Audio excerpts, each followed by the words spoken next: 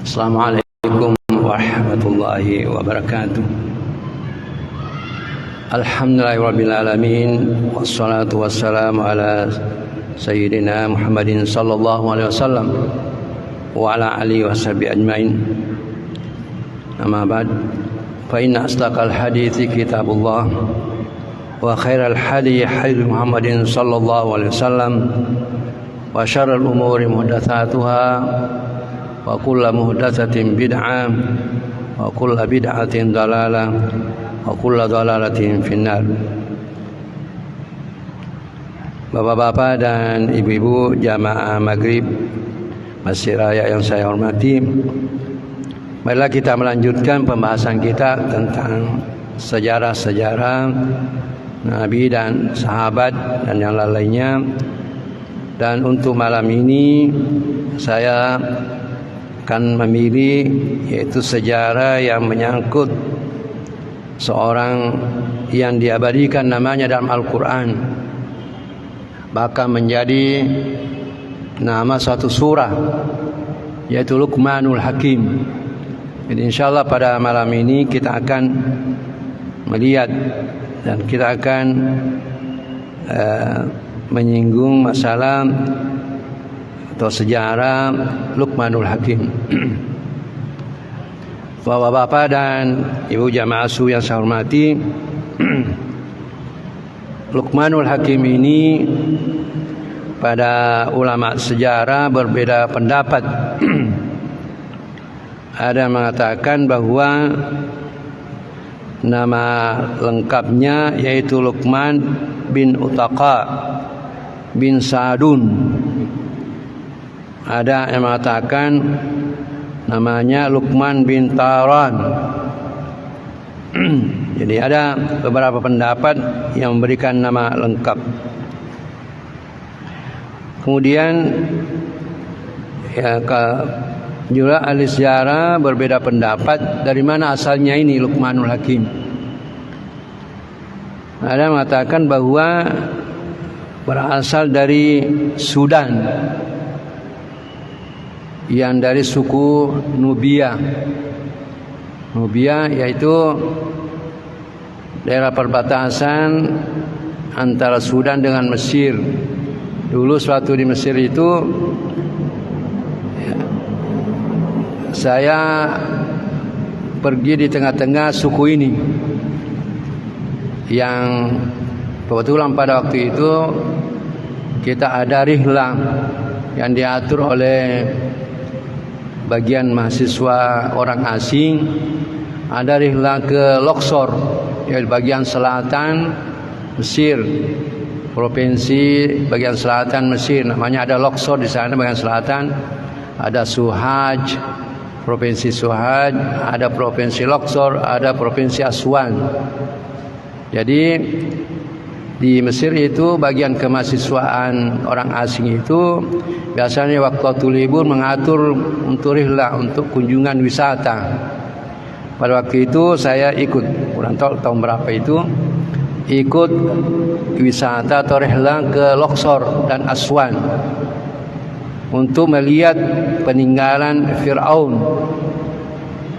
yaitu namanya Karnak.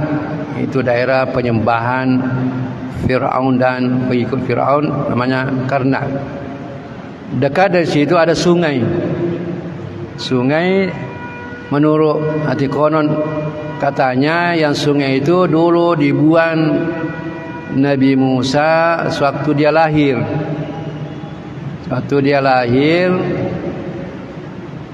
karena Fir'aun menurut ahli nujumnya mengatakan bahwa orang yang mau menghancurkan kerajaannya Fir'aun sudah mulai ibunya hamil, artinya sudah dalam kandungan. Maka pada waktu itu Fir'aun memerintahkan tentaranya menangkap seluruh perempuan yang hamil untuk dibunuh. Itu karena ahli nujumnya mengatakan bahwa yang mau akan menghancurkan kerajaannya Fir'aun sudah dikandung oleh ibunya.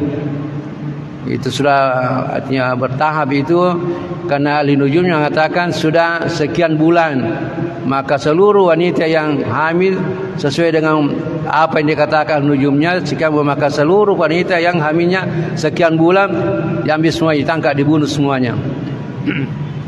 Tapi ini yang ibunya Nabi Musa selalu lolos sampai lahir Nabi Musa. Musa lahir. Pada waktu itu ahli nujumnya lagi, dukunnya Fir'aun mengatakan yang mau menghancurkan kerajaannya Fir'aun sudah lahir. Seluruh anak yang lahir diambil semua, dibunuh. Tapi masih lolos Nabi Musa. Tapi ini karena ahli nujumnya selalu memberitakan kepada Fir'aun sudah sekian umurnya, sudah sekian, setiap perkembangannya itu mengatakan. Jadi ibunya Nabi Musa ini ketakutan, khawatir nanti didapat. Akhirnya ibunya Nabi Musa mendapat ilham, jadi bukan wahyu, mendapat ilham dari Allah supaya buatkan tempat seperti perahu-perahu lah. Kalau seperti kita ini perahu, diberikan ilham mengatakan kalau pagi jadi ikat itu seperti perahu-perahu, ikat pakai tali panjang, lepaskan ke sungai. Itu yang sungai tempatnya itu suku Nubia itu yang pernah. Jadi kalau pagi lepaskan ke sungai supaya tentara Fir'aun yang mencari anak-anak bayi tidak diketemukan. Nanti kalau maghrib menjelang petang ditarik itu baru diambil anunya. Karena tentaranya Fir'aun ini waktu siang mencari. Itu yang dilakukan oleh ibunya Musa. Tapi walaupun demikian masih lolos, ibunya Nabi Musa tetap dia ketakutan. Nanti anaknya ini diketemukan. Akhirnya terakhir ibunya Nabi Musa melepaskan. Jadi dia lagi lepaskan talinya, lepaskan saja itu perahu-perahunya di mana pada waktu Musa kecil, lepaskan. Suatu dilepaskan itu, ternyata ini yang tempatnya Nabi Musa dilepaskan itu, yang perahu-perahunya itu, dia lewat di tempat mandinya istrinya Fir'aun dengan dayang-dayangnya. Nah, terus karena ini Fir'aun, ini Asia istrinya, yaitu Asia tidak ada anaknya, melihat ada perahu-perahu, kasih tahu dayang apa itu. Nah, apa itu? Akhirnya suruh ambil. Suatu diambil, dia lihat anak-anak, gembiranya luar biasa karena dia ada anaknya.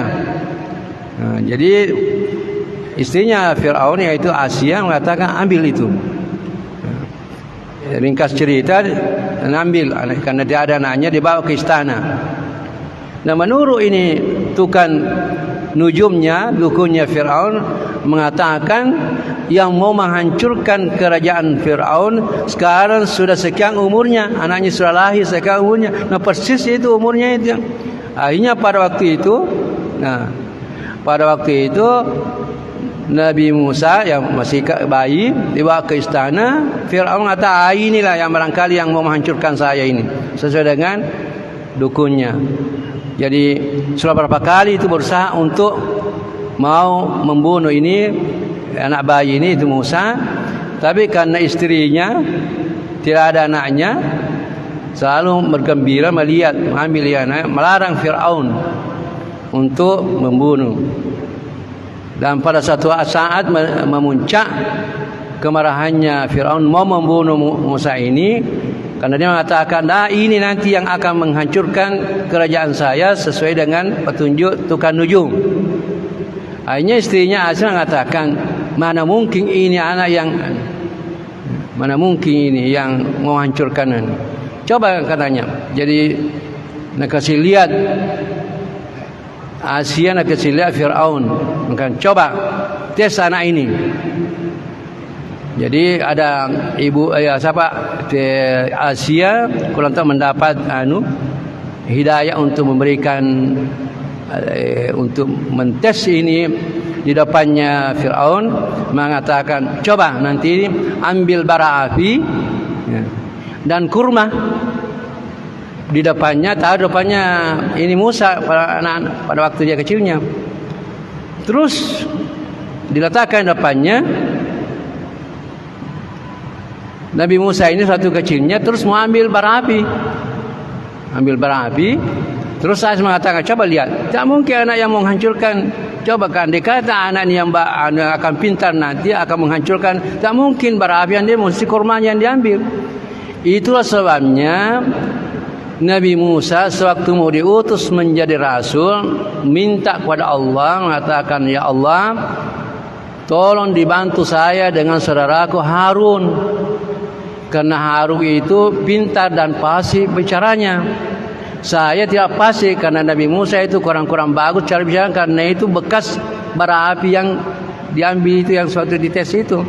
Nah, jadi kurang bagus cara bicara. Jadi akhirnya Fir'aun percaya kepada istrinya. Jadi ringkasnya Nabi Musa dipelihara di istana. Pada satu saat ini Musa ini karena anak kecil selalu menangis karena mau menetes. Mau menetes, dipanggilkan ibu-ibu yang ada yang sudah dibunuh anaknya, dipanggilkan ke istana. Tapi ini Musa ini seluruh ibu-ibu ini yang dipanggil ke istana tidak mau Musa menetes. Tidak mau menetes karena bukan ibunya. Sewaktu ini ibunya Musa melepaskan melepaskan yaitu perahu-perahunya Musa, ibunya Musa mengatakan kepada kakaknya Musa, ada perempuan mengatakan, coba ikuti itu adikmu itu sampai di mana itu terdampar itu. Akhirnya ikuti. Nah, lihat terdampar pas di tempat permandiannya istrinya Nabi Musa, istrinya Fir'aun dan adiknya masuk ke istana. Akhirnya sudah tahu. Jadi pada waktu Musa kecil mau menetek, tidak ada yang mau menetek kepada ibu-ibu yang sudah dibunuh anaknya ini, enggak ada.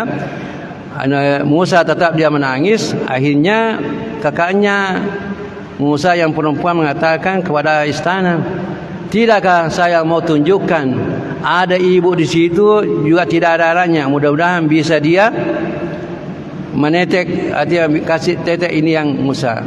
Kepada ibunya Musa. Jadi panggillah dipanggillah ibunya Musa masuk ke istana, maka Musa mau menetek. Sehingga jadi Musa dengan ibunya tinggal di istana sampai besar. Itulah kisahnya, ringkasnya. Jadi saya mau sampaikan tadi, yaitu tempat dilepaskan itu perahu-perahunya Nabi Musa itu di dekat Karnak, di Luxor itu ada sungai. Saya pernah ke sana. Di situlah banyak tukang-tukang nelayan, orang-orang Afrika yang hitam. Saya tanya, suku apa ini? Itu namanya Nubia, suku Nubia. Bahasanya itu tidak ada yang kita paham. Saya dengar saya dekat mendengar ada yang kita paham bahasanya. Saya tanya, suku apa? Yang katanya suku Nubia. Ini ada mengatakan ahli sejarah bahwa Luqmanul Hakim berasal dari suku ini, Nubia. Ya, ada mengatakan situ dari Afrika. Ada mengatakan bahwa Luqmanul Hakim dari Habasha yang Ethiopia sekarang. Banyak pendapat. Ada juga mengatakan bahwa ini Luqmanul Hakim karena ada disebutkan dalam Al-Quran, apakah dia seorang nabi atau bukan nabi. Ini para ulama berbeda pendapat, ahli sejarah berbeda pendapat. Ada mengatakan nabi, ada mengatakan bukan nabi. Pada umumnya ahli sejarah mengatakan bukan nabi. Hanya sebagian kecil berpendapat bahwa seorang nabi. Yang jelas bahwa Luqmanul Hakim diabadikan namanya dalam Al-Quran. Kita saja menyebutkan namanya, membaca walaqad atayna Luqmanal hikmah. Membaca saja Luqman, kita baca kata Luqman walaqad atayna Luqmanal hikmah, sudah mendapat pahala 50 pahala. Karena Nabi mengatakan, siapa membaca Al-Quran, setiap huruf akan mendapatkan pahala 10 pahala. Jadi kita mengatakan walaqad atayna Luqman, 5 hurufnya berarti menyebutkan saja membaca Luqman sudah mendapat 50 pahala. sudah diabadikan. Kalau kita walaupun berapa kali berangkat 1000 kali sebut nama aja tiada pahalanya. Tapi kalau Luqman kita kata walaqad atina Luqman sudah dapat 50 pahala, luar biasa. Yang jelas bahwa terlepas dari perbedaan pendapat itu, ada mengatakan bahwa ya, Nabi, ada mengatakan bukan Nabi, yang jelas bahwa orang saleh dan diabadikan namanya dalam Al-Quran, bahkan menjadi nama satu surah. Kemudian ada juga diposisikan pekerjaannya. Luqman Hakim pertama ada mengatakan Luqman Hakim itu tukang pengumpul kayu bakar di Afrika. Ada mengatakan tukang kayu dan lain sebagainya. Terlepas daripada itu bahwa Luqmanul Hakim termasuk orang yang saleh. Bahkan Al-Quran mengatakan hakim, orang yang paling bijaksana. Yang dimaksud dengan hakim ini orang yang pintar, berasal dari hikmah. Apa yang dimaksud dengan hikmah? Yaitu orang yang berilmu. Hakim artinya orang yang melakukan satu tindakan berdasarkan ilmiah dan amaliyah. Yang dimaksud hakim orang yang melakukan sesuatu sudah memikirkan mana yang terbaik dan akibatnya mana yang terbaik. Jadi Luqmanul Hakim ini termasuk orang yang hakim, betul-betul artinya apa yang keluar dari dia menjadi hikmah, menjadi manfaat bagi masyarakat umum pada waktu itu. Dan Al-Quran mengabadikan Luqmanul Hakim. Inilah yang kita pada malam ini akan kita lihat. Dalam Al-Quran mengatakan walaqad atina Luqmanal hikmah. Sesungguhnya kami, kata Allah, firman Allah mengatakan sesungguhnya kami telah memberikan Luqman al-hikmah. Al-hikmah yaitu hikmah. Banyak bermacam-macam itu tadi yang apa yang dimaksud dengan hikmah. Tapi yang jelas bahwa orang yang hakim itu melakukan sesuatu, mengucapkan sesuatu dan melakukan sesuatu sudah tepat apa yang diucapkan dan apa akibatnya. Semuanya yang terbaik, semuanya tepat sesuai dengan ilmu dan amaliyahnya. Luqmanul Hakim ini dalam Al-Quran banyak sekali yang pesannya terhadap anaknya. Bisa nanti kita melihat di surat Luqman, yaitu yang dimulai dari wa idqa Luqmanu libni wa huwa ya'idhu. Luqman telah berkata kepada anaknya dan dia memberikan nasihat, banyak nasihatnya itu. Tapi saya tidak akan melihat ini. Nanti kita baca dalam Al-Quran. Yang saya akan melihat yaitu karena Luqmanul Hakim luar biasa nasihatnya kepada anaknya dan kepada orang umum.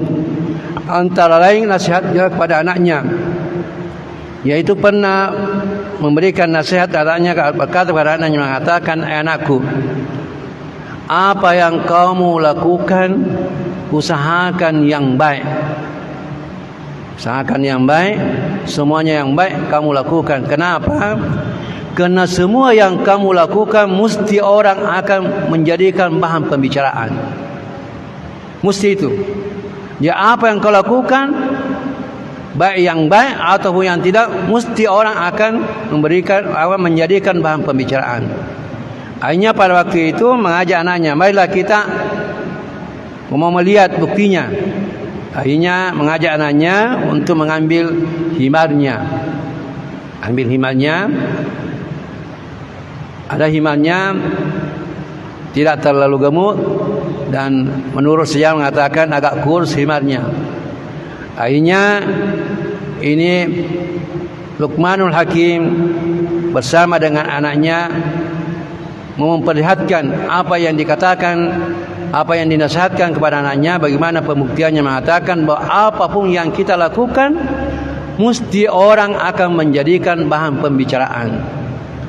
Akhirnya mengajak anaknya, ayo mari kita jalan, ambil himar. Kemudian pertama dia Luqmanul Hakim naik di himarnya. Kemudian anaknya pegang talinya, tali ke depan, baru jalan keluar kampung. Melewati satu kampung, satu orang atau kelompok orang, Yang kelompok orang itu mengatakan, ini ada orang ini bodohnya. Dia yang naik di himarnya, anaknya yang kecil yang tarik talinya depannya. Karena Luqmanul Hakim dulu menaiki himarnya ke jalan. Sudah itu keluar dari kampung itu, dari kelompok itu. Akhirnya Luqman mengatakan, dengar tadi pembicaraannya orang. Anaknya kata, dengar. Sudah itu dia mengatakan, sekarang saya yang turun, kamu yang naik, saya yang tarik talinya. Masuk lagi jalan, melalui lagi satu kampung. Mendengar lagi orang mengatakan, bodohnya orang ini, diperbudak sama anaknya naik himar, dia yang jalan. Lewat gitu. Akhirnya keluar lagi, Luqmanul Hakim mengatakan anaknya, dengar tadi pembicaraan orang. Langsung dengar. Sekarang coba kamu turun. Kamu yang tarik, saya yang di belakang. Tidak ada yang naik himarnya. Jalan, masuk ke satu kampung. Orang itu mengatakan lagi, ini orang ini bodohnya. Ditarik saja himarnya, tidak ada yang naik. Anaknya yang tarik, bapaknya di belakang. Akhirnya keluar dari kampung itu, Luqman mengatakan kepada anaknya, dengar tadi bicaranya orang. Dengar. Keluar lagi, kemudian mengatakan, kita naik dua-duanya. Jadi naik dua di himarnya. Lewati satu kampung, orang di kampung mengatakan, bodohnya orang ini, himarnya kecil sekali, kurus, dua-duanya yang naik. Akhirnya Luqman mengatakan sama anaknya, dengar tadi bicaranya orang. Jadi ini membuktikan bahwa apapun yang kita lakukan mesti menjadi pembicaraan orang. Jadi di sini kita mengambil manfaat bahwa apa yang kita harus lakukan harus diperbaiki. Karena semua yang kita lakukan mesti akan dibicarakan orang. Yang penting kalau baik, tidak usah kita menghiraukan. Terbukti ini Luqman memberikan contoh pada anaknya bahwa coba lihat tadi, saya yang naik, kamu yang tarik, orang jadikan bahan bicara. Saya yang turun, kamu naik, orang menjadikan bahan pembicaraan. Kemudian semuanya kita turun, dari yang naik menjadi bahan pembicaraan. Kita dua-duanya menjadi bahan pembicaraan. Jadi tiada yang kita lakukan mesti akan orang jadikan bahan pembicaraan. Oleh sebabnya itu mengatakan apa yang kamu lakukan harus perbaiki. Ini antara lain yang nasihatnya kepada anaknya dan membuktikan. Kemudian pernah juga satu saat Luqmanul Hakim mewisuda mahasiswanya. Ringkas cerita, Luqmanul Hakim setelah mewisuda mahasiswanya, nah, selesai mewisuda mahasiswanya, semuanya bubar. Bagaimana seperti kita sekarang kalau sudah wisuda pergi, ada yang pergi foto dan lain sebagainya. Begitu juga mahasiswanya Luqmanul Hakim selesai wisuda bertebaran, kecuali satu mahasiswanya. Ada seorang mahasiswanya di situ tidak mau pergi, duduk terus di tempat duduknya. Luqmanul Hakim heran melihat, kenapa ini mahasiswanya satu ini tidak mau pergi, tetap duduk di tempatnya. Pada dia perhatikan, ternyata mahasiswanya yang terpintar, tidak mau tinggalkan tempat duduknya. Akhirnya Luqmanul Hakim berpikir, kenapa? Ada apa ini terjadi di anak mahasiswanya ini? Akhirnya Luqmanul Hakim mendekati mahasiswanya itu, tanya, mengatakan, kenapa kamu tidak tinggalkan tempat dudukmu? Tidak ada masalah. Seperti tamu-tamu itu sudah jalan, sudah apa dan lain sebagainya, sudah tinggalkan. Kenapa kamu tinggal duduk di situ termenung? Akhirnya dia mengatakan begini, Ustaz atau Luqmanul Hakim sudah mewisuda kami pada hari ini, menyatakan bahwa kami lulus semuanya, tapi ternyata saya ada dalam pikiran saya, dalam benak saya mengatakan bahwa saya belum lulus. Heran Luqmanul Hakim, kenapa kau mengatakan belum lulus? Nah, padahal kamu yang terpintar. Kenapa kamu belum lulus? Akhirnya mahasiswa itu mengatakan, saya menganggap diri saya tidak lulus karena ada satu pertanyaan yang saya belum tahu jawabannya. Ada satu pertanyaan, saya tidak tahu jawabannya. Luqman lagi tanya, apa itu pertanyaan? Akhirnya ini mahasiswa mengatakan, pertanyaan saya tidak bisa jawab yaitu bagaimana caranya bisa kita selamat dunia dan akhirat. Ini saya belum bisa jawab ini. Jadi saya menganggap diriku belum lulus. Bagaimana caranya, apa yang harus saya lakukan, saya bisa selamat dunia dan akhirat. Akhirnya Luqmanul Hakim memberitahu mahasiswanya ini, mengatakan, oh jawabannya itu kalau kau mau selamat dunia dan akhirat, ingat dua hal dan lupakan dua hal. Ya. Itu pesannya. Ingat dua hal dan lupakan dua hal. Maksudnya apa itu yang harus ingat? Luqmanul Hakim mengatakan, kalau kamu mau lulus, mau selamat dunia dan akhirat, lulus dunia dan akhirat, ingat ini. Ingat dua hal. Apa itu? Pertama, ingat kebaikan orang terhadap kamu. Ingat, jangan lupakan kebaikan orang terhadap kamu. Kenapa? Karena kalau selalu ingat kebaikan orang terhadap kamu, kamu selalu harus berbuat baik kepada mereka. Karena menurut ajaran kita, ajaran agama kita, bahwa kalau ada berbuat baik kepada kita, harus kita balas. Nabi mengatakan, kalau kamu diberikan seseorang, balaslah sesuai dengan kamu. Apa yang ada pada kamu, balas dia. Kalau tidak ada yang bisa kau balas, mengatakan bahwa pada minimal kita doakan. Jadi ingat kebaikan orang, selalu kau ingat. Kemudian apa yang kedua? Mengatakan, ingat selalu kesalahanmu terhadap orang lain. Ingat selalu, jangan kau lupakan kesalahan terhadap orang lain. Kenapa? Karena dosa kita, kesalahan terhadap orang lain, Allah syarat untuk Allah mengampuni dosa kita kalau orang yang bersangkutan mengampuni. Kalau tidak, orang yang tempat kita berdosa tidak mengampuni kita, Allah belum mengampuni dosa kita. Kan syaratnya dosa atau kesalahan itu diampuni oleh Allah. Pertama, kita bertobat. Kemudian kita meninggalkan, tidak mau lagi mengulangi. Kalau menyangkut pada Allah Subhanahu wa taala, ini 3 syaratnya. Tapi kalau menyangkut orang lain, tambah menjadi 4 syaratnya. Harus orang yang bersangkutan memaafkan kita. Nah, jadi kesalahan kita terhadap orang lain harus kita ingat.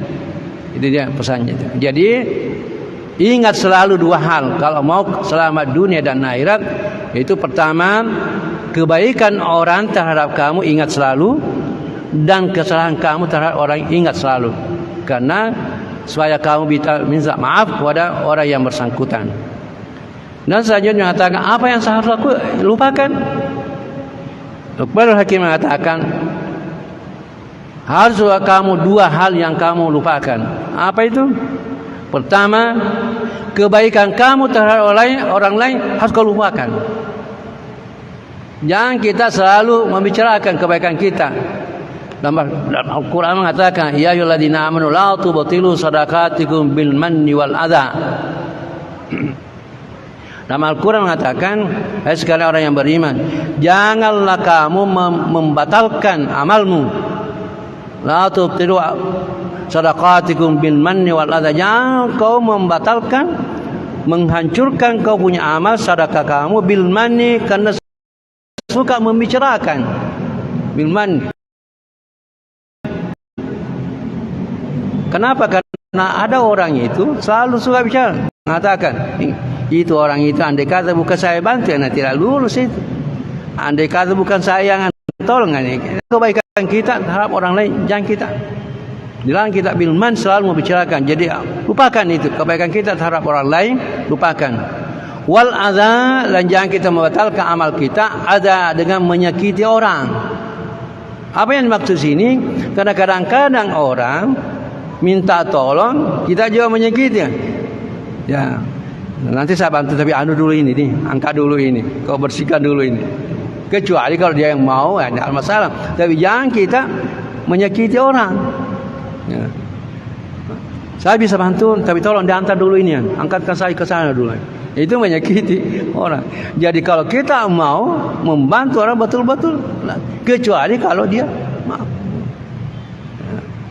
Nah, ini yang harus kita lupakan, kebaikan kita terhadap orang lain.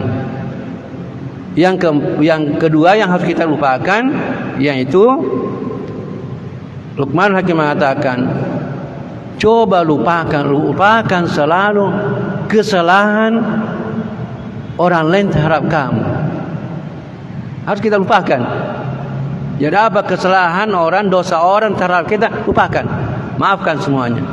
Sehingga pernah pada satu saat Rasulullah SAW, dia duduk selesai salat dengan beberapa sahabatnya, dia mengatakan kepada sahabatnya bahwa besok jam sekian, jadi menentukan saatnya, waktunya itu besok jam sekian, kalau kita saat sekian akan masuk seorang penghuni surga lewat pintu ini. Rasulullah pernah mengatakan. Jadi Rasulullah mengatakan, menyampaikan sahabatnya, besok pada saat begini akan masuk seorang yang itu orang termasuk dijamin masuk surga, dan dia masuk di masjid lewat pintu ini. Akhirnya besoknya itu para sahabat lomba-lomba masuk pada saat yang dikatakan Rasulullah, dan lomba-lomba masuk di pintu yang ditunjuk Rasulullah. Ya, banyak jadi antri itu berlomba-lomba sahabat pada saat yang dimaksud. Hanya ada orang mendekati Rasulullah. Ada seorang sahabat mendekati. Ada orang masuk, tanya, itu ya Rasulullah. Kita bilang kemarin yang masuk surga, bukan. Ada yang itu ya Rasulullah, bukan. Itu ya Rasulullah, bukan. Nanti masuk itu. Rasulullah kata, oh itu yang. Akhirnya orang ini penasaran, mau melihat apa amalnya, apa keistimewaannya orang ini, sehingga Rasulullah menjamin masuk surga. Akhirnya orang ini dia punya pemikiran, mau mengadakan penelitian, kalau istilah kita, adakan penelitian apa keistimewaannya orang ini, apa yang dilakukan orang ini sehingga Rasulullah menjamin masuk surga. Akhirnya dia pergi di rumahnya, mengatakan, menyampaikan, bisakah malam ini saya bermalam di rumahnya yang ditunjuk Rasulullah SAW? Bolehkah saya bermalam? Karena maksudnya orang ini mau melihat, barangkali ada amalan-amalan yang dilakukan kalau pada waktu malam tidak tidur, barangkali dia mau melihat. Jadi minta izin, mengatakan, bolehkah saya bermalam malam ini di rumahmu? Akhirnya karena ini orang ini baik sekali, orang baik, mengatakan silakan. Hanya bermalam satu malam itu tidak tidur, memperhatikan apa amalan-amalan ini yang dilakukan sehingga Rasulullah menjamin masuk surga. Sampai pagi dia perhatikan tidak ada keistimewaan, artinya kesimpulannya bahwa lebih kurang kita sama kita, tak ada keistimewaan dia melihatnya dia. Akhirnya besoknya karena tidak menemukan keistimewaan, akhirnya minta izin lagi. Masih bisakah saya bermalam untuk malam kedua? Karena orangnya ini bagus, silakan. Akhirnya bermalam untuk kedua kalinya, malam keduanya, memperhatikan lagi sampai tidak tidur, melihat apa amalan-amalan yang dilakukan orang ini. Ini orang ini tidak menemukan. Ya biasa-biasa saja, kesimpulannya lebih kurang dengan kita. Hanya besok paginya, karena masih penasaran, dia belum menemukan apa keistimewaannya, akhirnya minta izin lagi untuk ke malam ketiganya, mengatakan, masih bisakah saya bermalam? Akhirnya orang ini mengatakan, silakan. Akhirnya bermalam untuk malam ketiganya, juga sampai pagi tidak menemukan keistimewaan yang dilakukan orang ini sehingga dijamin oleh Rasulullah SAW. Karena penasaran, paginya dia menanyakan, karena tidak mau lagi minta bermalam untuk malam keempat. Kenapa? Karena menurut ajaran Islam, tamu itu hanya waktunya lamanya 3 malam 3 hari. Kalau sudah lebih 3 malam bukan lagi tamu. Jadi kalau ada tugas-tugas di rumah, ada mobil mau dicuci, silakan suruh cuci mobil juga, karena bukan tamu itu. Jadi batasnya tamu itu hanya 3 malam. Kalau sudah lebih 3 malam bukan lagi tamu. Apa yang kita lakukan maka harus diminta juga suruh. Ya. Jadi orang ini karena penasaran sudah 3 malam belum menemukan, akhirnya dia tanya. Akhirnya dia menyampaikan, mengatakan sebenarnya saya bermalam ini minta bermalam 3 malam. Saya mau melihat keistimewaan kamu karena Rasulullah menjamin kamu masuk surga. Saya mau melihat apa amalan-amalan yang kamu lakukan sehingga kamu menjadi orang yang dijamin masuk surga. Kalau disampaikan kan 3 malam saya bermalam tidak melihat. Orang yang mengatakan tidak ada, biasa-biasa. Ya biasa-biasa, lebih dari kamu. Tapi ini yang datang yang mengatakan tidak, mesti ada keistimewaanmu. Tolong disampaikan. Mengatakan tidak ada. Kamu sudah 3 malam melihat tidak ada. Ini orang ini mengatakan tidak, mesti ada keistimewaanmu. Dasa ini akhirnya mengatakan barangkali itu saya itu tidak pernah tidur. Jadi orang yang mengatakan yang dijamin masuk tidak pernah tidur kecuali saya sudah maafkan semua kesalahan orang terhadap saya. Semua orang yang bersalah kepada saya, semua orang yang menyangka tidak baik, saya sudah maafkan semuanya. Semua orang dosa saya maafkan semuanya.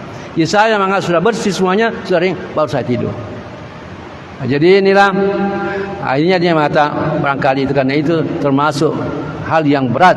Saya kira kita ini kadang-kadang mengatakan sudah maafkan, kata saya tidak akan lupakan. Itu bukan.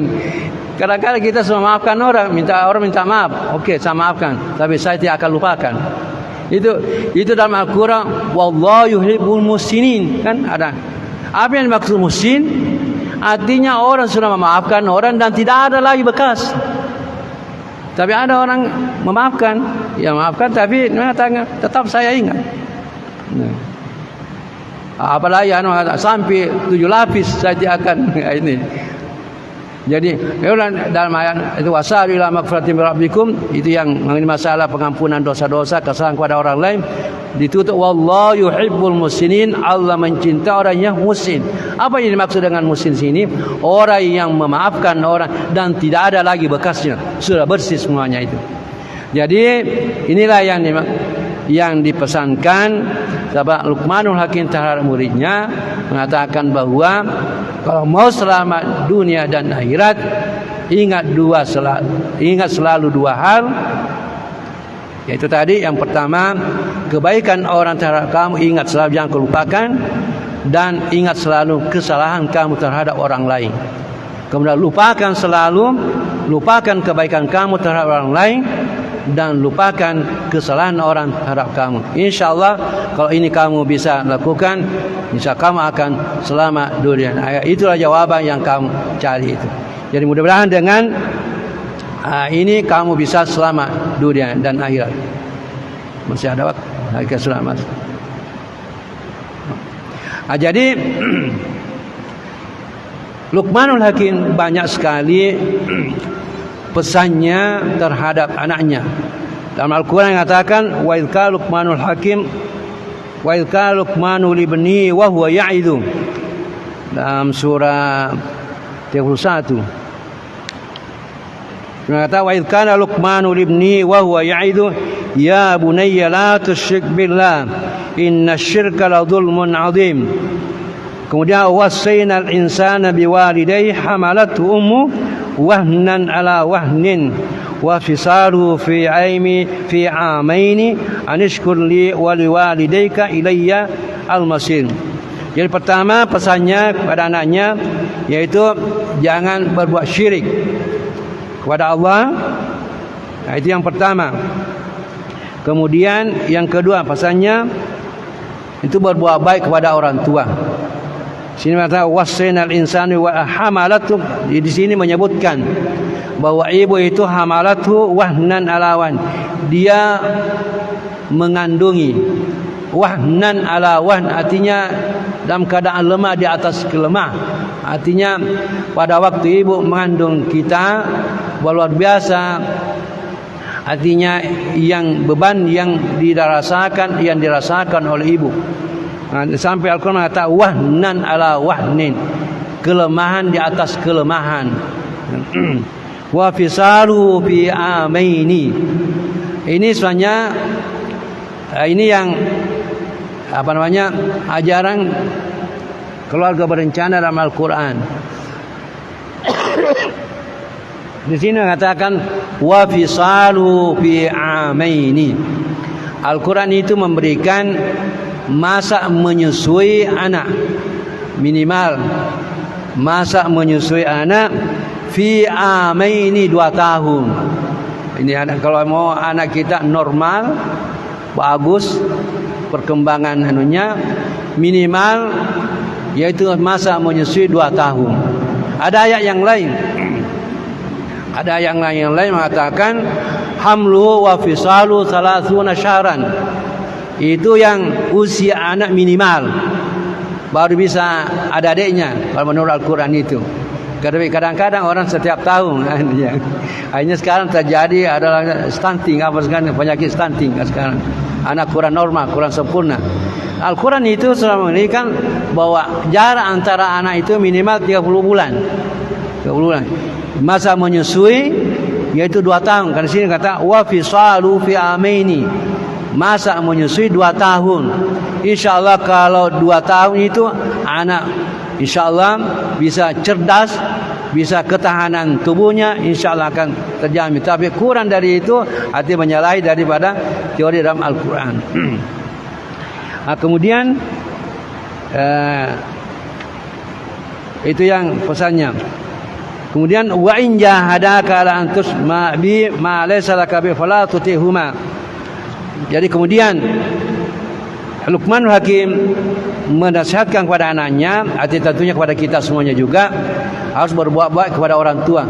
Tapi kalau terjadi pertentangan, misalnya ada anak masuk Islam, kemudian orang tuanya tidak masuk Islam, tetap harus taat selamat, bukan yang bertentangan dengan ajaran agama, dan suruh kita berbuat baik. Gitu. Wa in jahadaka ala an tusybi ma laysa wala tutihuma. Jadi kalau bertentangan jangan taati, tapi wasahibna fid dunya, tetap berbuat baik selama tidak bertentangan dengan ajaran agama itu. Tetap kita harus berbuat kepada orang tua. Dan masih banyak yang lain.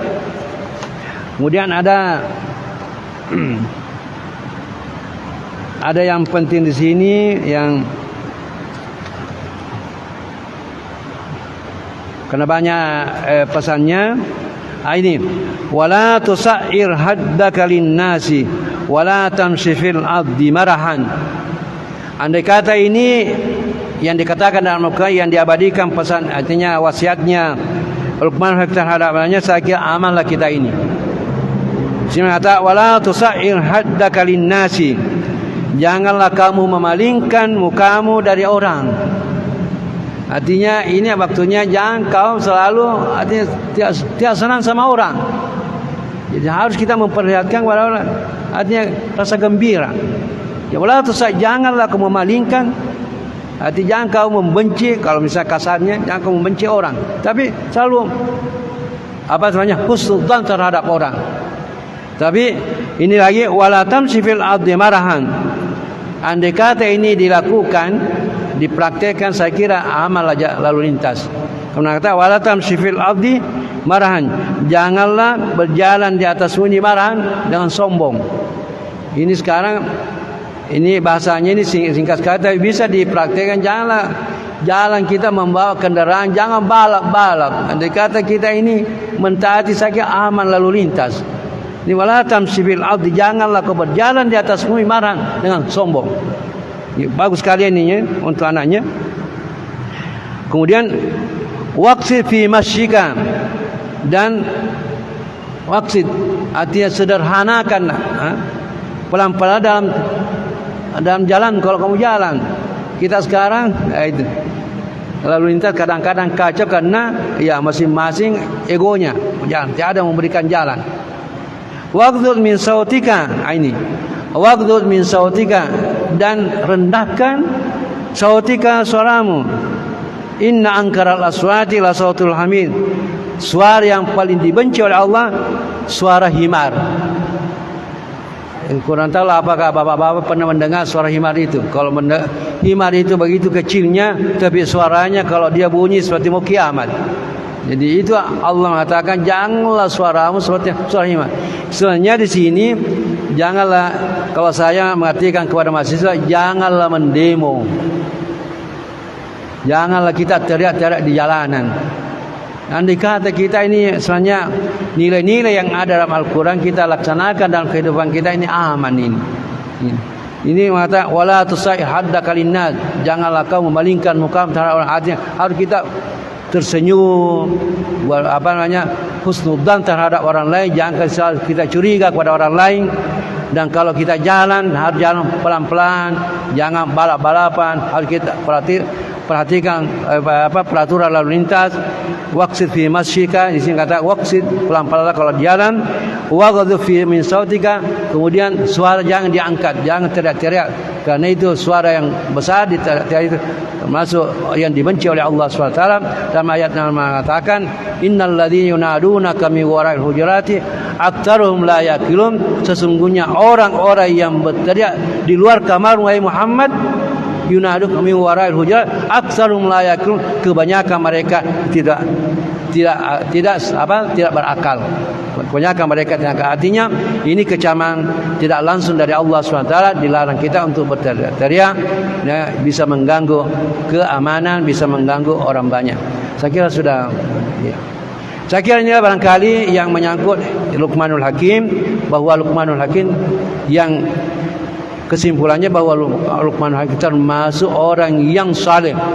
Walaupun ada mengatakan bahwa dia termasuk orang Nabi, ada mengatakan tidak, hanya yang kepada umumnya pendapat mengatakan termasuk orang yang saleh, yang diabadikan namanya dalam Al-Quran, yang perlu kita melihat apa pesanan-pesanannya terhadap anaknya, dan tentunya juga bermanfaat untuk kita semuanya. Saya kira inilah barangkali yang saya sempat sampaikan, mudah-mudahan ada manfaatnya. Lebih dan kurangnya minta maaf. Assalamualaikum warahmatullahi wabarakatuh.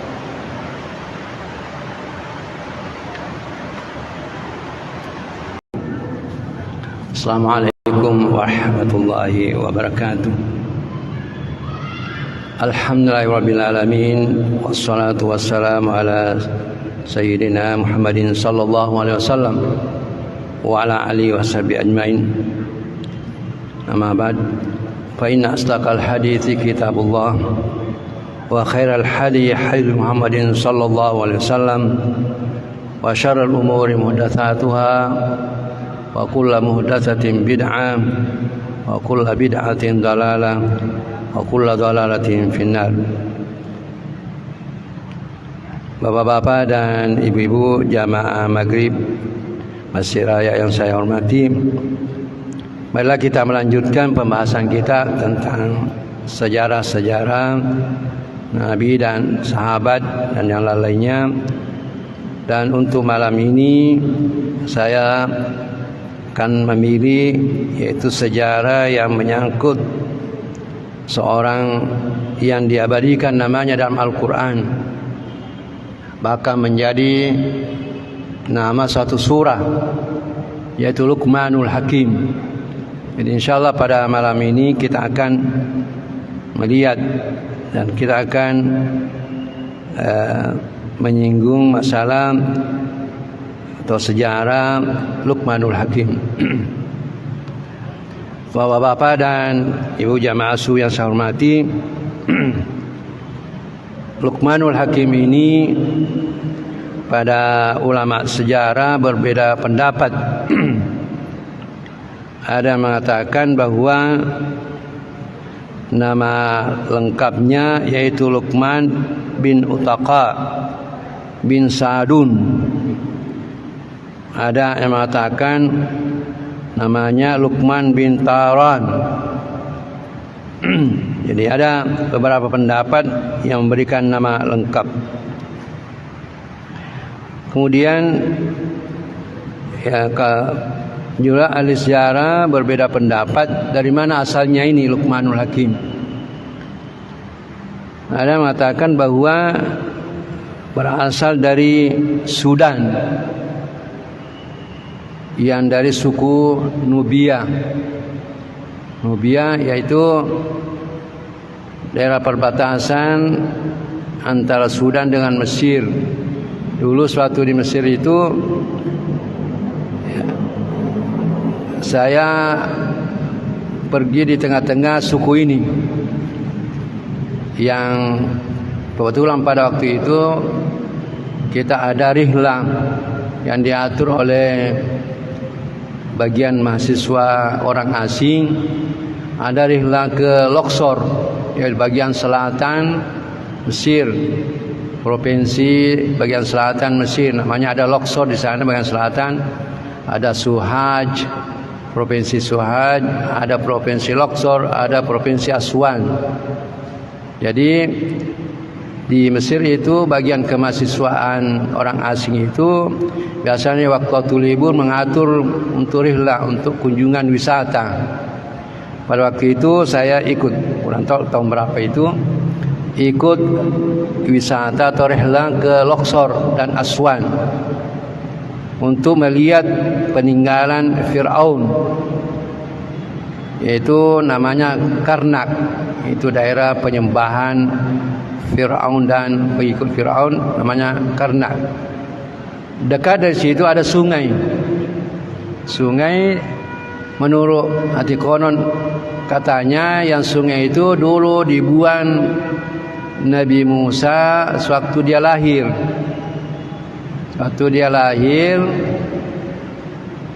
karena Fir'aun menurut ahli nujumnya mengatakan bahwa orang yang mau menghancurkan kerajaannya Fir'aun sudah mulai ibunya hamil, artinya sudah dalam kandungan.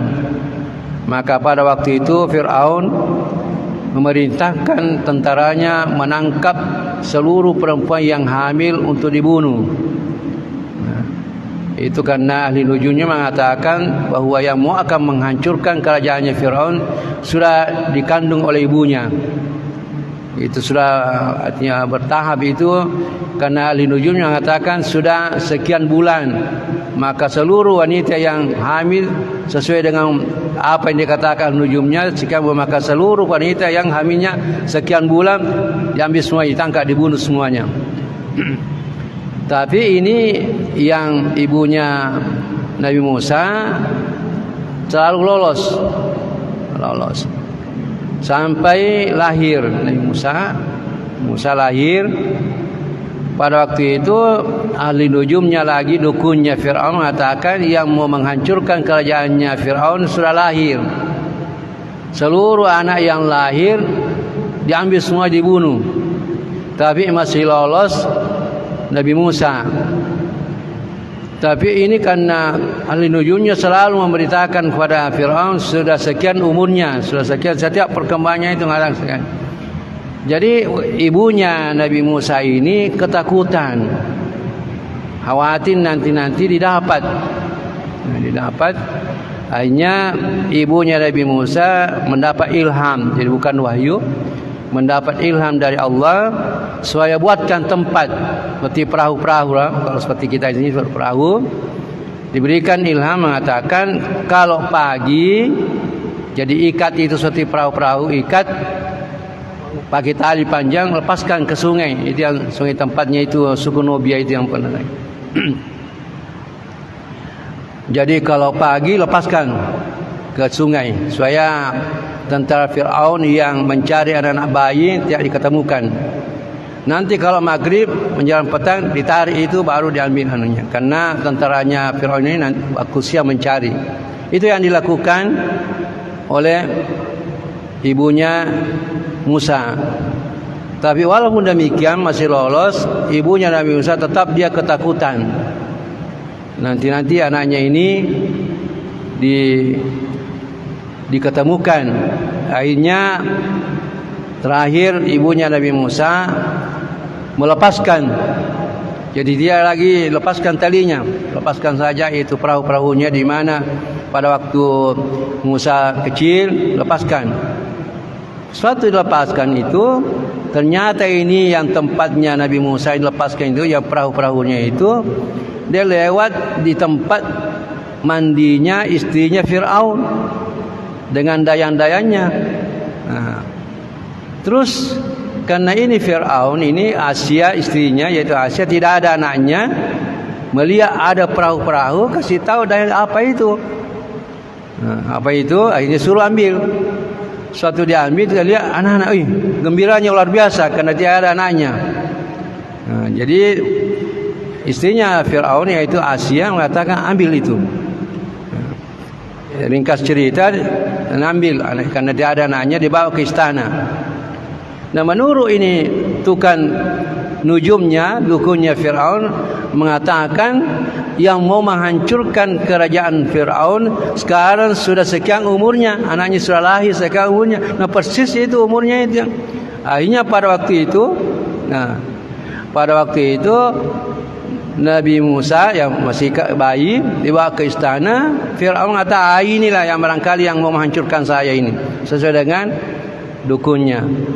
Jadi sudah berapa kali itu berusaha untuk mau membunuh ini anak bayi ini, itu Musa. Tapi karena istrinya tidak ada anaknya, selalu bergembira melihat mengambil anak, melarang Fir'aun untuk membunuh. Dan pada satu saat memuncak kemarahannya Fir'aun mau membunuh Musa ini, karena dia mengatakan, ini nanti yang akan menghancurkan kerajaan saya sesuai dengan petunjuk tukang nujum. Akhirnya istrinya Asia mengatakan, mana mungkin ini yang mau hancurkan. Coba katanya. Jadi nak kasih lihat Asia, nak kasih lihat Fir'aun. Maka coba tes anak ini. Jadi ada ibu Asia kurang tahu mendapat hidayah untuk memberikan untuk mentes ini di depannya Fir'aun, mengatakan coba nanti ambil bara api dan kurma di depannya, tahu depannya ini Musa pada waktu dia kecilnya. Terus diletakkan depannya Nabi Musa ini suatu kecilnya, terus mau ambil bara api. Terus saya mengatakan, coba lihat, tak mungkin anak yang menghancurkan. Coba kan dikata anak yang akan pintar nanti akan menghancurkan. Tak mungkin bara api yang dia mesti kurmanya yang diambil. Itulah sebabnya Nabi Musa sewaktu mau diutus menjadi rasul, minta kepada Allah, mengatakan, ya Allah, tolong dibantu saya dengan saudaraku Harun. Karena Harun itu pintar dan fasih bicaranya. Saya tidak fasih karena Nabi Musa itu kurang-kurang bagus cara bicara, karena itu bekas bara api yang diambil itu yang suatu dites itu. Jadi kurang bagus cara bicara. Jadi akhirnya Fir'aun percaya pada istrinya. Jadi ringkasnya Nabi Musa dipelihara di istana. Pada satu saat ini Musa ini karena anak kecil selalu menangis karena mau menetes. Dipanggilkan ibu-ibu yang ada yang sudah dibunuh anaknya, dipanggilkan ke istana. Tapi ini Musa ini seluruh ibu-ibu ini yang dipanggil ke istana tidak mau Musa menetes. Tidak mau menetes karena bukan ibunya. Sewaktu ini ibunya Musa melepaskan melepaskan yaitu perahu-perahunya Musa, ibunya Musa mengatakan kepada kakaknya Musa, ada perempuan mengatakan, coba ikuti itu adikmu itu sampai di mana itu terdampar itu. Akhirnya ikuti. Nah, lihat terdampar pas di tempat permandiannya istrinya Nabi Musa, istrinya Fir'aun, dan adiknya masuk ke istana. Akhirnya sudah tahu.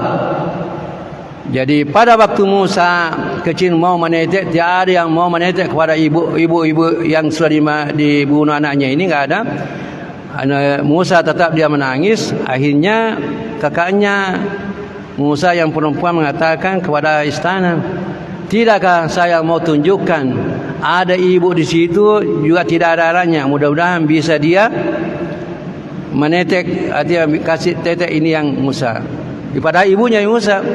Jadi panggillah dipanggillah ibunya Musa masuk ke istana, maka Musa mau menetek. Sehingga Jadi Musa dengan ibunya tinggal di istana sampai besar. Itulah kisahnya, ringkasnya. Jadi saya mau sampaikan tadi, yaitu tempat dilepaskan itu perahu-perahunya Nabi Musa itu di dekat Karnak, di Luxor itu ada sungai. Saya pernah ke sana. Disitulah banyak tukang-tukang nelayan, orang-orang Afrika yang hitam. Saya tanya, suku apa ini? Itu namanya Nubia, suku Nubia. Bahasanya itu tidak ada yang kita paham. Saya dengar, saya dekat mendengar ada yang kita paham bahasanya. Saya tanya, suku apa? Yang katanya suku Nubia. Ini ada mengatakan ahli sejarah bahwa Luqmanul Hakim berasal dari suku ini, Nubia. Ya, ada mengatakan situ dari Afrika.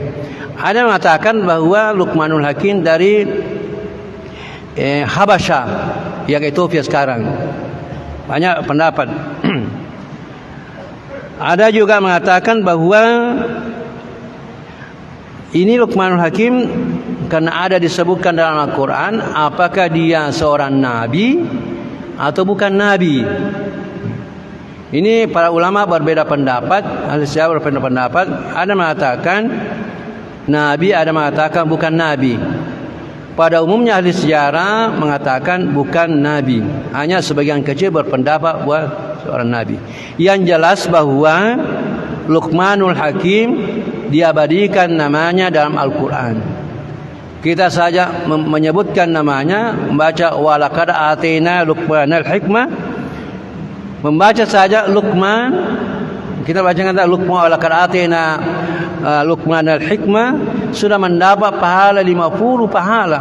Karena Nabi mengatakan, siapa membaca Al-Quran, setiap huruf akan mendapatkan pahala 10 pahala. Jadi kita mengatakan walaqad atina Luqman, 5 hurufnya berarti menyebutkan saja membaca Luqman sudah mendapat 50 pahala. Sudah diabadikan. Kalau kita walaupun berapa kali barangkali 1000 kali sebut nama aja tiada pahalanya. Tapi kalau Luqman, kita mengatakan walaqad atina Luqman sudah mendapat 50 pahala. Luar biasa. Yang jelas bahwa terlepas dari perbedaan pendapat itu, ada mengatakan bahwa ya, nabi, ada mengatakan bukan nabi. Yang jelas bahwa orang saleh dan diabadikan namanya dalam Al-Quran, bahkan menjadi nama satu surah.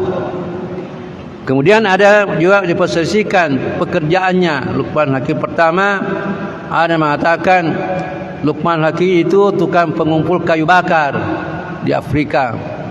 Ada mengatakan tukang kayu dan lain sebagainya. Terlepas daripada itu bahwa Luqmanul Hakim termasuk orang yang saleh. Bahkan Al-Quran mengatakan hakim, orang yang paling bijaksana. Yang dimaksud dengan hakim ini orang yang pintar, berasal dari hikmah. Apa yang dimaksud dengan hikmah? Yaitu orang yang berilmu. Hakim artinya orang yang melakukan satu tindakan berdasarkan ilmiah dan amalia.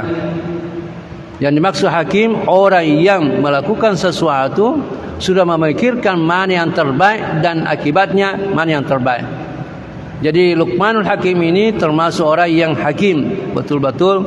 Artinya apa yang keluar dari dia menjadi hikmah, menjadi manfaat bagi masyarakat umum pada waktu itu. Dan Al-Quran mengabadikan Luqmanul Hakim. Inilah yang kita pada malam ini akan kita lihat. Dalam Al-Quran mengatakan walaqad atina Luqmanal hikmah. Sesungguhnya kami, kata Allah, firman Allah mengatakan, sesungguhnya kami telah memberikan Luqman al-hikmah. Al-hikmah yaitu hikmah.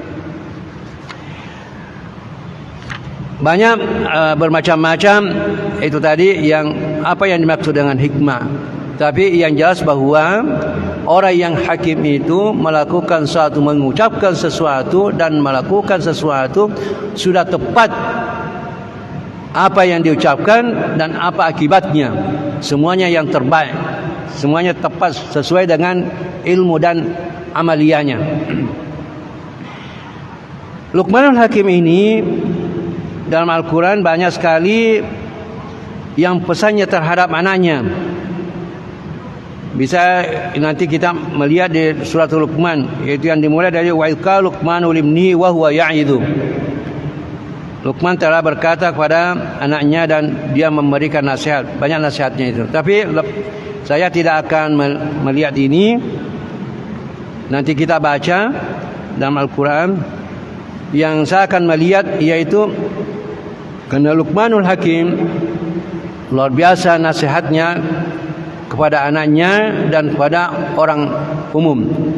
Antara lain nasihatnya kepada anaknya, yaitu pernah memberikan nasihat anaknya, berkata kepada anaknya, mengatakan, anakku, apa yang kamu lakukan, usahakan yang baik. Usahakan yang baik, semuanya yang baik kamu lakukan. Kenapa? Karena semua yang kamu lakukan mesti orang akan menjadikan bahan pembicaraan. Mesti itu.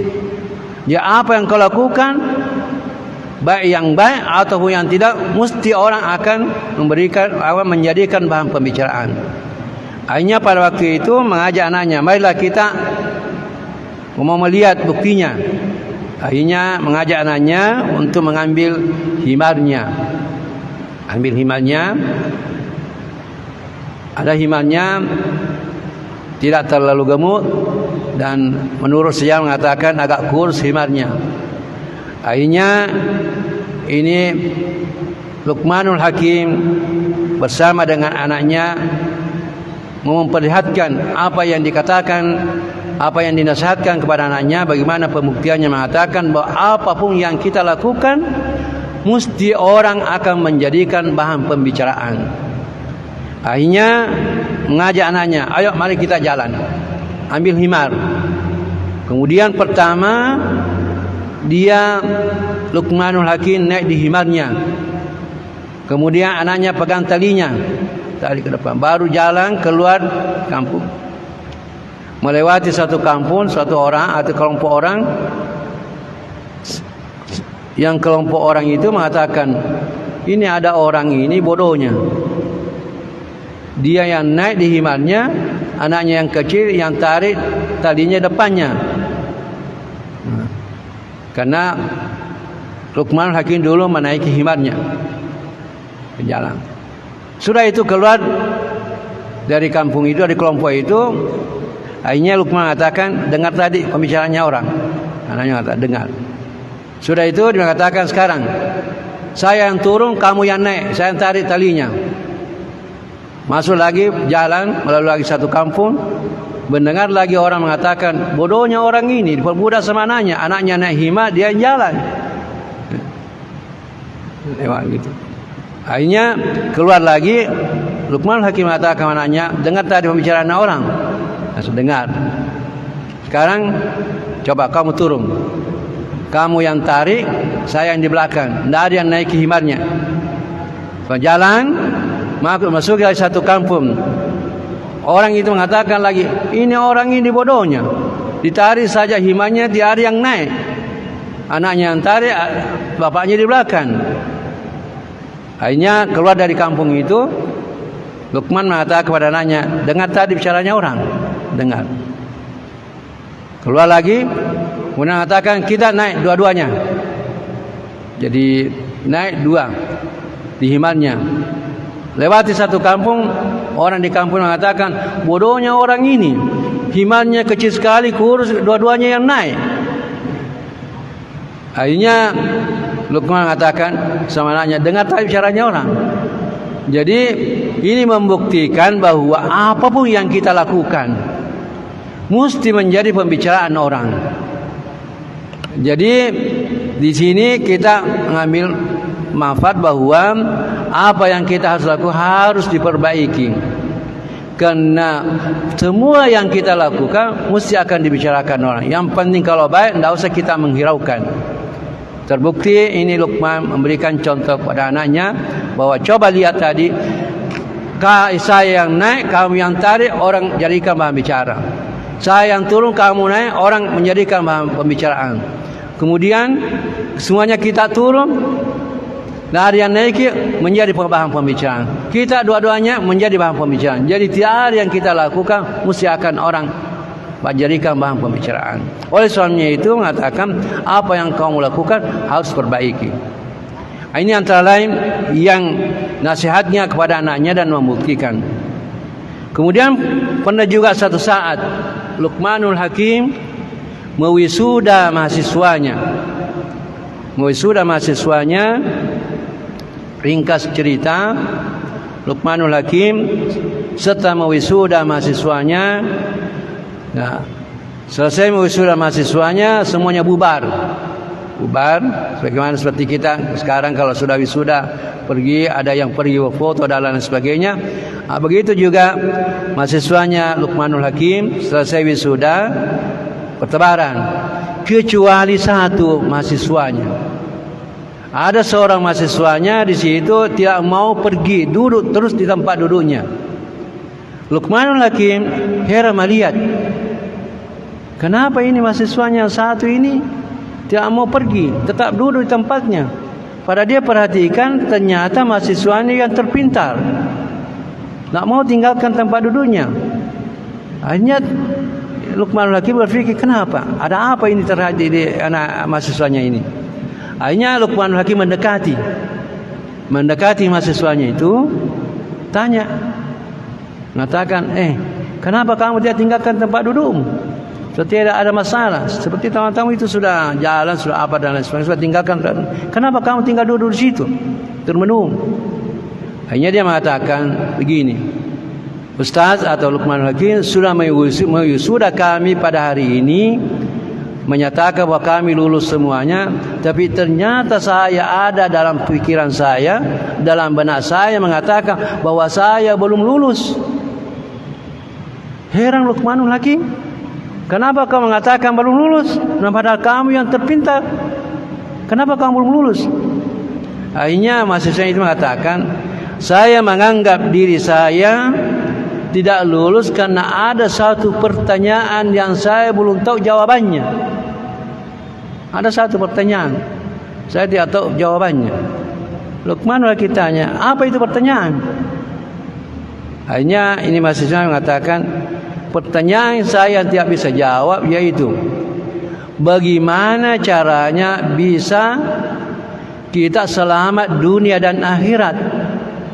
Ini saya belum bisa jawab ini. Jadi saya menganggap diriku belum lulus. Bagaimana caranya? Apa yang harus saya lakukan? Saya bisa selamat dunia dan akhirat. Akhirnya Luqmanul Hakim memberitahu mahasiswanya ini, mengatakan, jawabannya itu, kalau kau mau selamat dunia dan akhirat, ingat dua hal dan lupakan dua hal. Ya. Jadi pesannya, ingat dua hal dan lupakan dua hal. Maksudnya apa itu yang harus ingat? Luqmanul Hakim mengatakan, kalau kamu mau lulus, mau selamat dunia dan akhirat, lulus dunia dan akhirat, ingat ini. Ingat dua hal. Apa itu? Pertama, ingat kebaikan orang terhadap kamu. Ingat, jangan lupakan kebaikan orang terhadap kamu. Kenapa?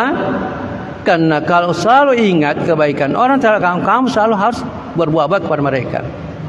Karena menurut ajaran kita, ajaran agama kita, bahwa kalau ada berbuat baik kepada kita, harus kita balas. Nabi mengatakan, kalau kamu diberikan seseorang, balaslah sesuai dengan kamu. Apa yang ada pada kamu, balas dia. Kalau tidak ada yang bisa kau balas, mengatakan bahwa pada minimal kita doakan. Jadi ingat kebaikan orang, selalu kau ingat. Kemudian apa yang kedua? Mengatakan, ingat selalu kesalahanmu terhadap orang lain. Ingat selalu, jangan kau lupakan kesalahan terhadap orang lain. Kenapa? Karena dosa kita, kesalahan terhadap orang lain, Allah syarat untuk Allah mengampuni dosa kita kalau orang yang bersangkutan mengampuni.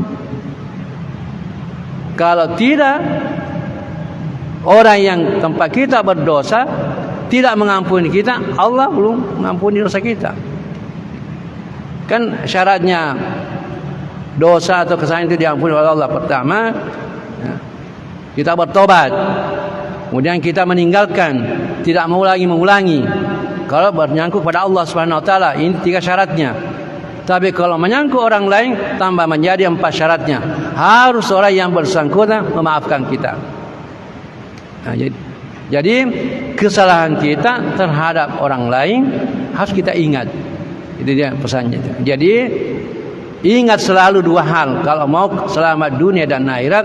Itu pertama, kebaikan orang terhadap kamu ingat selalu, dan kesalahan kamu terhadap orang ingat selalu. Karena supaya kamu bisa minta maaf kepada orang yang bersangkutan. Dan selanjutnya mengatakan, apa yang saya harus lupakan? Luqmanul Hakim mengatakan, harus kamu 2 hal yang kamu lupakan. Apa itu? Pertama, kebaikan kamu terhadap orang lain harus kau lupakan.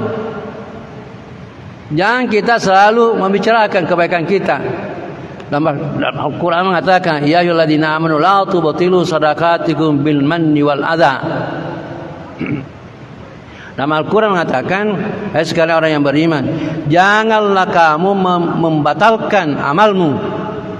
La tubtilu shadaqatikum bil manni wal adha. Jangan kau membatalkan, menghancurkan kau punya amal sedekah kamu bil manni, karena suka membicarakan bil manni. Kenapa? Karena ada orang itu selalu suka bicara, mengatakan, itu orang itu andai kata bukan saya bantu, nanti tidak lulus itu. Andai kata bukan saya yang tolong, kebaikan kita terhadap orang lain jangan kita. Dilarang kita bil man, selalu membicarakan. Jadi lupakan itu kebaikan kita terhadap orang lain, lupakan. Wal adza, dan jangan kita membatalkan amal kita ada dengan menyakiti orang. Apa yang dimaksud sini? Karena kadang-kadang orang minta tolong, kita juga menyakiti. Ya, nanti saya bantu, tapi anu dulu ini nih, angkat dulu ini, kau bersihkan dulu ini. Kecuali kalau dia yang mau, ya tidak masalah. Tapi jangan kita menyakiti orang. Ya. Saya bisa bantu, tapi tolong diantar dulu ini, angkatkan saya ke sana dulu. Itu menyakiti orang. Jadi kalau kita mau membantu orang betul-betul, kecuali kalau dia mau. Nah, ini yang harus kita lupakan, kebaikan kita terhadap orang lain. Yang kedua yang harus kita lupakan, yaitu Luqman Hakim mengatakan, coba lupakan selalu kesalahan orang lain terhadap kamu. Harus kita lupakan. Jadi apa kesalahan orang, dosa orang terhadap kita, lupakan, maafkan semuanya. Sehingga pernah pada satu saat Rasulullah SAW, dia duduk suatu selesai salat dengan beberapa sahabatnya, dia mengatakan kepada sahabatnya bahwa besok jam sekian, dia menentukan saatnya, waktunya itu besok jam sekian, kalau kita saat sekian akan masuk seorang penghuni surga lewat pintu ini. Rasulullah mengatakan. Jadi Rasulullah mengatakan, menyampaikan sahabatnya, besok pada saat begini akan masuk seorang yang itu orang termasuk dijamin masuk surga, dan dia masuk di masjid lewat pintu ini. Akhirnya besoknya itu para sahabat lomba-lomba masuk pada saat yang dikatakan Rasulullah, dan lomba-lomba masuk di pintu yang ditunjuk Rasulullah. Ya, banyak, jadi antri itu berlomba-lomba sahabat pada saat yang dimaksud. Akhirnya ada orang mendekati Rasulullah, ada seorang sahabat mendekat. Ada orang masuk, tanya, itu ya Rasulullah. Kita bilang kemarin yang masuk surga, bukan. Ada yang itu ya Rasulullah, bukan. Itu ya Rasulullah, bukan. Nanti masuk itu. Rasulullah kata, oh itu yang. Akhirnya orang ini penasaran, mau melihat apa amalnya, apa keistimewaannya orang ini, sehingga Rasulullah menjamin masuk surga. Akhirnya orang ini dia punya pemikiran, mau mengadakan penelitian, kalau istilah kita, adakan penelitian apa keistimewaannya orang ini, apa yang dilakukan orang ini sehingga Rasulullah menjamin masuk surga. Akhirnya dia pergi di rumahnya. Mengatakan, menyampaikan, bisakah malam ini saya bermalam di rumahnya yang ditunjuk Rasulullah SAW. bolehkah saya bermalam? Karena maksudnya orang ini mau melihat, barangkali ada amalan-amalan yang dilakukan kalau pada waktu malam tidak tidur, barangkali dia mau melihat. Jadi minta izin, mengatakan, bolehkah saya bermalam malam ini di rumahmu? Akhirnya karena ini orang ini baik sekali, orang baik, mengatakan silakan. Hanya bermalam satu malam itu tidak tidur, memperhatikan apa amalan-amalan ini yang dilakukan sehingga Rasulullah menjamin masuk surga. Sampai pagi dia perhatikan tidak ada keistimewaan, artinya kesimpulannya bahwa lebih kurang kita sama-sama kita, tak ada keistimewaan, dia melihatnya dia. Akhirnya besoknya karena tidak menemukan keistimewaan, akhirnya minta izin lagi. Masih bisakah saya bermalam untuk malam kedua? Karena orangnya ini bagus, silakan. Akhirnya bermalam untuk kedua kalinya, malam keduanya, memperhatikan lagi sampai tidak tidur, melihat apa amalan-amalan yang dilakukan orang ini. Ini orang ini tidak menemukan, ya biasa-biasa saja, kesimpulannya lebih kurang dengan kita. Hanya besok paginya karena masih penasaran, dia belum menemukan apa keistimewaannya, akhirnya minta izin lagi untuk ke malam ketiganya, mengatakan, masih bisakah saya bermalam? Akhirnya orang ini mengatakan silakan. Akhirnya bermalam untuk malam ketiganya, juga sampai pagi tidak menemukan keistimewaan yang dilakukan orang ini, sehingga dijamin oleh Rasulullah SAW. Karena penasaran, paginya dia menanyakan, karena tidak mau lagi minta bermalam untuk malam keempat. Kenapa? Karena menurut ajaran Islam, tamu itu hanya waktunya lamanya 3 malam 3 hari. Kalau sudah lebih 3 malam bukan lagi tamu. Jadi kalau ada tugas-tugas di rumah, ada mobil mau dicuci, silakan suruh cuci mobil juga, karena bukan tamu itu. Jadi batasnya tamu itu hanya 3 malam. Kalau sudah lebih 3 malam bukan lagi tamu. Apa yang kita lakukan maka harus diminta juga suruh. Ya. Jadi orang ini karena penasaran sudah 3 malam belum menemukan, akhirnya dia tanya. Akhirnya dia menyampaikan, mengatakan, sebenarnya saya bermalam ini minta bermalam 3 malam. Saya mau melihat keistimewaan kamu karena Rasulullah menjamin kamu masuk surga. Saya mau melihat apa amalan-amalan yang kamu lakukan sehingga kamu menjadi orang yang dijamin masuk surga. Kalau disampaikan kan 3 malam saya bermalam tidak melihat. Orang yang mengatakan tidak ada, biasa-biasa. Ya biasa-biasa, lebih dari kamu. Tapi ini yang datang ini mengatakan tidak, mesti ada keistimewaanmu. Tolong disampaikan. Mengatakan tidak ada. Kamu sudah 3 malam melihat tidak ada. Ini orang ini mengatakan tidak, mesti ada keistimewaan. Ida ini akhirnya mengatakan barangkali itu saya itu tidak pernah tidur. Jadi orang yang mengatakan yang dijamin masuk tidak pernah tidur kecuali saya sudah maafkan semua kesalahan orang terhadap saya. Semua orang yang bersalah kepada saya, semua orang yang menyangka tidak baik, saya sudah maafkan semuanya. Semua orang dosa saya maafkan semuanya. Jadi saya menganggap sudah bersih semuanya, sudah ring, baru saya tidur. Nah, jadi inilah akhirnya dia mengatakan barangkali itu karena itu termasuk hal yang berat. Saya kira kita ini kadang-kadang mengatakan sudah maafkan, kata saya tidak akan lupakan. Itu bukan. Kadang-kadang kita semua maafkan orang minta maaf, oke, saya maafkan, tapi saya tidak akan lupakan. Itu dalam Al-Quran, wallahu yuhibbul muhsinin, kan ada. Apa yang dimaksud muhsin? Artinya orang sudah memaafkan orang dan tidak ada lagi bekas. Tapi ada orang memaafkan, ya maafkan, tapi mengatakan tetap saya ingat. Nah. Apalagi sampai 7 lapis saya tidak akan ini. Jadi dalam ayat itu wasari ila magfiratin min rabbikum, itu yang mengenai masalah pengampunan dosa-dosa kesalahan kepada orang lain, ditutup wallahu yuhibbul muhsinin, Allah mencintai orang yang muhsin. Apa yang dimaksud dengan muhsin sini? Orang yang memaafkan orang dan tidak ada lagi bekasnya, sudah bersih semuanya itu.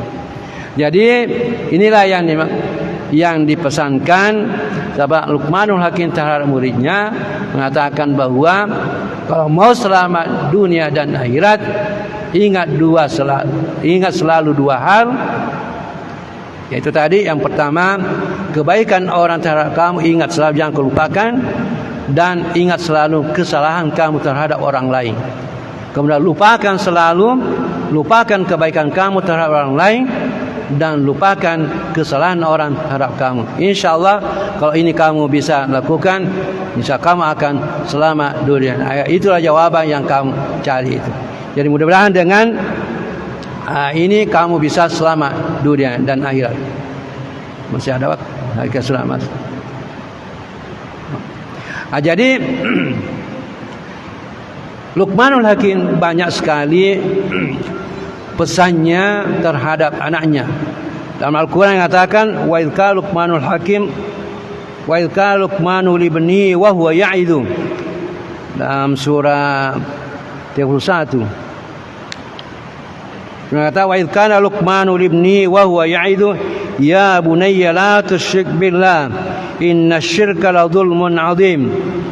Kemudian wasainal insana biwalidayhi hamalathu ummu wahnan ala wahnin wa fisaluhu fi amaini anishkur li wa liwalidayka ilayya al-masir. Jadi pertama pesannya kepada anaknya yaitu jangan berbuat syirik kepada Allah. Itu yang pertama. Kemudian yang kedua pesannya itu berbuat baik kepada orang tua. Sini mengatakan wasainal insani wa hamalatu. Di sini menyebutkan bahwa ibu itu hamalatu wahnan alawan. Dia mengandungi. Wahnan alawan artinya dalam keadaan lemah di atas kelemah. Artinya pada waktu ibu mengandung kita luar biasa. Artinya yang beban yang dirasakan oleh ibu. Sampai Al-Quran mengatakan wahnan ala wahnin, kelemahan di atas kelemahan. Wa fisalu fi amaini. Ini sebenarnya ini yang ajaran keluarga berencana dalam Al-Quran. Di sini mengatakan wa fisalu fi amaini. Al-Quran itu memberikan masa menyusui anak, minimal masa menyusui anak fi amaini 2 tahun. Ini anak, kalau mau anak kita normal bagus perkembangan anunya, minimal yaitu masa menyusui 2 tahun. Ada ayat yang lain. Ada yang lain mengatakan hamluhu wa fisalu 30 syahran. Itu yang usia anak minimal baru bisa ada adiknya kalau menurut Al-Quran itu. Kadang-kadang orang setiap tahun akhirnya sekarang terjadi adalah stunting, penyakit stunting sekarang. Anak kurang normal, kurang sempurna. Al-Quran itu sudah memberikan bahwa jarak antara anak itu minimal 30 bulan. 30 bulan. Masa menyusui yaitu 2 tahun. Karena sini kata wa fisalu fi amaini. Masa menyusui 2 tahun. InsyaAllah kalau 2 tahun itu anak InsyaAllah bisa cerdas, bisa ketahanan tubuhnya InsyaAllah akan terjamin. Tapi kurang dari itu artinya menyalahi daripada teori dalam Al-Quran. Kemudian itu yang pesannya. Kemudian wa in jahadaka ala an tusma bi ma laysa laka bi fala tutihuma. Jadi kemudian Luqmanul Hakim menasihatkan kepada anaknya, arti tentunya kepada kita semuanya juga, harus berbuat baik kepada orang tua. Tapi kalau terjadi pertentangan, misalnya ada anak masuk Islam, kemudian orang tuanya tidak masuk Islam, tetap harus taat selamat, bukan yang bertentangan dengan ajaran agama, dan suruh kita berbuat baik. Gitu. Wa in jahadaka ala an tusbi ma laysa wala tutihuma.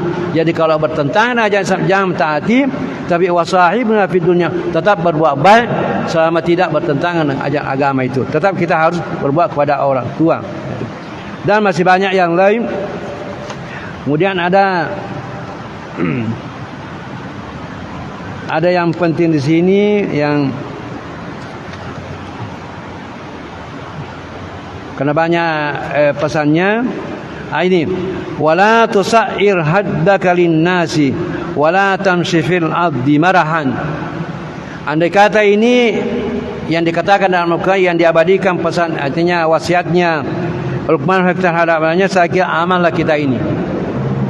Sini kata wala tusair haddaka linnasi, janganlah kamu memalingkan mukamu dari orang. Artinya ini waktunya jangan kau selalu artinya tidak senang sama orang. Jadi harus kita memperlihatkan kepada orang, artinya rasa gembira. Ya wala tusair, janganlah kamu memalingkan. Artinya jangan kau membenci, kalau misalnya kasarnya jangan kau membenci orang, tapi selalu husnudzan terhadap orang. Tapi ini lagi wala tamshi fil ardi marahan. Andai kata ini dilakukan, dipraktekkan, saya kira amal lalu lintas. Karena kata wala tamshi fil ardi marahan, janganlah berjalan di atas bumi marahan dengan sombong. Ini sekarang ini bahasanya ini singkat kata bisa dipraktekkan. Janganlah jalan kita membawa kendaraan, jangan balap-balap. Andai kata